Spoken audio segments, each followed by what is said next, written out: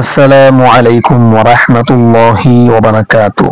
প্রিয় বন্ধুগণ, এই পৃথিবীতে আমরা প্রতিনিয়ত দৌড়াচ্ছি সম্মান, অর্থ, জনপ্রিয়তা আর সামাজিক স্বীকৃতির পিছনে। কিন্তু খুব কম মানুষই ভাবে এই সব কিছুর একদিন হবে শেষ।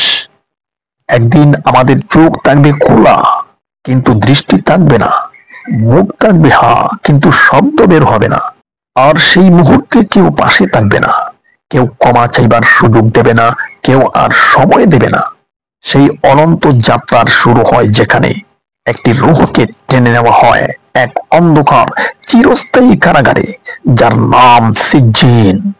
আজকের এই ভিডিও তোমার হৃদয়কে কাঁপিয়ে তুলবে, তোমার আত্মাকে প্রশ্ন করতে বাধ্য করবে, আমার ঠিকানা কোথায়।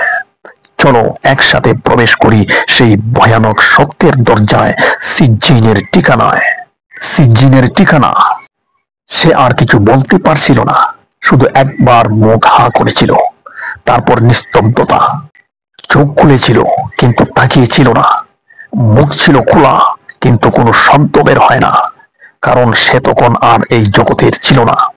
তার রূহ তার রূহ তখন টেনে নেওয়া হচ্ছিল এক অন্ধকার, নিকষ, নির্জন গভীরতায়, যেখানে আলো নেই, বাতাস নেই, আছে শুধু চিৎকার, অনুতাপ আর শাস্তির আগুন। আর পাপীদের আমলনামা থাকবে সিজ্জিনে। সিজ্জিন জাহান্নামের তলদেশের নিচেও এক কারাগার, যেখানে রূহ বন্দী থাকে কিয়ামত পর্যন্ত। না তা জান্নাতের সুবাস পায়, না তা বিশ্রাম পায়। সে সময় কিছুই আর কাজ করে না, না ব্যাংক ব্যালেন্স, না আত্মীয় স্বজন, না লাইকের সংখ্যা, না শেয়ার করা ইসলামী কন্টেন্ট।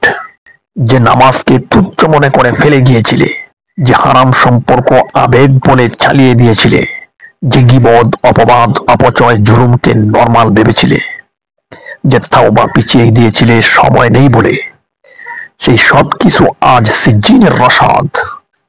সিজ্জিনের রূহ চিৎকার করে বলে, হে আল্লাহ, আমাকে একবার পৃথিবীতে ফিরিয়ে দাও।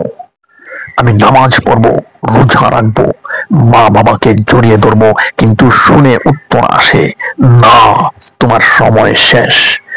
তুমি সামনের জবাবের জন্য তৈরি হও। সিজ্জিনে কেউ হাসে না, সেখানে কেউ ঘুমায় না, শুধু জেগে থাকে ভয়, অনুশোচনা আর শাস্তির অপেক্ষায়। হে ভাই, হে বোন, তোমার এই জীবনের প্রতিটা মিনিট কি তোমাকে জান্নাতের প্রতি নিয়ে যাচ্ছে, নাকি তুমি নিজেই নিজের রূহের জন্য সিজ্জিনের ঠিকানা লিখে রাখছো? আল্লাহ আমাদের রূহ যেন সিজ্জিনে না পাঠান, যেন আমরা মৃত্যুর আগেই তাওবাহ করতে পারি, যেন চোখ ফাঁকার আগেই অন্তর গলে পড়ে। আজ থেকে শুরু হোক আমার ফিরে আসা, কারণ মৃত্যু তো অপেক্ষা করছে না। আল্লাহ তাআলা আমাদেরকে সহি বুঝদান করুন। আমিন।